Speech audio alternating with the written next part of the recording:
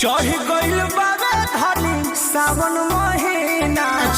नमस्कार दोस्तों, स्वागत है आपका द बॉलीवुड अपडेट में। दोस्तों, इस वीडियो में हम बात करेंगे प्रमोद प्रेमी के आए पहले बोलबम सॉन्ग साड़ी ग्रीन चाय के बारे में।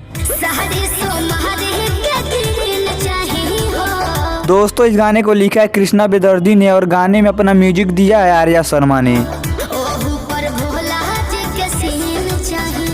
दोस्तों, इस गाने को प्रमोद प्रेमी और शिल्पी राज की आवाज में रिकॉर्ड किया गया है, जो कि एक बहुत ही जबरदस्त सॉन्ग है।